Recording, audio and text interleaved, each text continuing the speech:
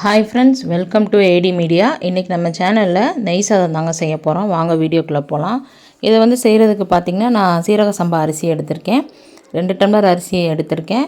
ஒரு 10 நிமிஷத்துக்கு முன்னாடி தண்ணி ஊற்றி நல்லா ஊற வச்சுருங்க. வெங்காயம் வந்து பார்த்திங்கன்னா குறுக்கு வெட்டிலையோ நீல வெட்டிலையோ கட் பண்ணிக்கோங்க. அப்போ தான் நல்லா வதங்கும். தக்காளியுமே வந்து ரவுண்ட் ஷேப்பில் வந்து கட் பண்ணிக்கோங்க. இதுக்கு வந்து மெயினாக வந்து பார்த்திங்கன்னா ஒரு கைப்பிடி புதினா, ஒரு கைப்பிடி கொத்தமல்லி கம்பல்சரி வேணுங்க. அப்போ தான் டேஸ்ட்டை வந்து ஆட் பண்ணி கொடுக்கும். இதில் வந்து பார்த்திங்கன்னா ஒரு அடிகனமான பாத்திரம் இல்லாட்டி குக்கரை வச்சுருங்க. அதில் வந்து பிரிஞ்சி பூ, கல்பாசி, ஜாதிபத்திரி, ஏலக்காய், கிராம்பு, ஸ்பைசிஸ் எல்லாமே ஒன்று எடுத்துக்கோங்க. போட்டு எண்ணெயில் கொஞ்சம் வந்து லைட்டாக வந்து ஃப்ரை பண்ணிடுங்க. அதுக்கப்புறம் வந்து பார்த்திங்கன்னா வெங்காயத்தை போட்டு நல்லா வதக்கிடுங்க. வெங்காயம் கண்ணாடி பதம் வந்ததுக்கப்புறம் தக்காளியை வந்து போடுங்க.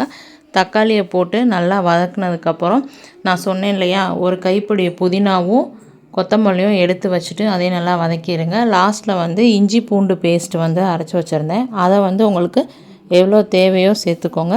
நான் வந்து பார்த்திங்கன்னா 4 பேருக்கு வந்து இந்த கீ ரைஸ் வந்து பண்ணியிருக்கேன். 2 டம்ளர் அரிசி எடுத்திருக்கேன். அதுக்கு வந்து 4 டம்ளர் தண்ணி, அரிசி களைஞ்ச தண்ணியை அப்படியே வச்சுருங்க. அதை அப்படியே சேர்த்திங்கனாவே நல்ல சாப்பாடு மணமாக இருக்கும். அதுக்கப்புறம் வந்து பார்த்திங்கன்னா நல்லா வதங்க விட்டுருங்க. வதங்கினதுக்கப்புறம் எண்ணெய் பிரிஞ்சு வருங்க, அது நமக்கே தெரியும். அந்த டயத்தில் தான் நீங்கள் வந்து அரிசியை வந்து போடணும். அரிசியை போட்டு அதுக்கப்புறம் தண்ணி ஊற்றி வச்சுருங்க. கரெக்டாக வந்து 3 விசில் வைங்க. உப்பு வந்து அது உங்களுக்கு தேவையான அளவு உப்பு நீங்கள் ஆட் பண்ணிக்கோங்க. நான் வந்து ஃபஸ்ட் டைம் வந்து கீ ரைஸ் வந்து செஞ்சு பார்த்தேன். ஒரு 2 பேருக்கு வந்து 1 டம்ளர் வச்சு செஞ்சு பார்த்தேன். எனக்கு நல்லாவே இருந்துச்சு. அப்போ சால்ட்டோட அளவு வந்து நான் என் கை அளவு வந்து எடுத்துக்கிட்டேன். ஸோ அதை வச்சு தான் நான் அளவு போட்டிருக்கேன். உங்களுக்கும் வந்து அளவு எவ்வளோ தேவையோ அவ்வளோ வந்து போட்டுக்கோங்க.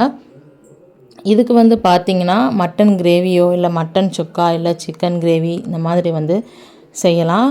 நம்ம ஸ்கூலுக்கு போகிற பிள்ளைங்களுக்குமே வந்து பார்த்திங்கன்னா லஞ்ச் பாக்ஸ் ரெசிப்பியாக வந்து செஞ்சு கொடுக்கலாங்க. ஃபார் எக்ஸாம்பிள் இதில் வந்து சோயா பீன்ஸ் போடலாம், பட்டர் பீன்ஸ் போடலாம், மீல் மேக்கர் போடலாம். இந்த மாதிரி வந்து போட்டு ஒவ்வொரு நாளும் ஒவ்வொரு வந்து லஞ்ச் பாக்ஸ் வந்து பண்ணி கொடுத்தா குழந்தைங்களும் நல்லா விரும்பி வந்து சாப்பிடுவாங்க.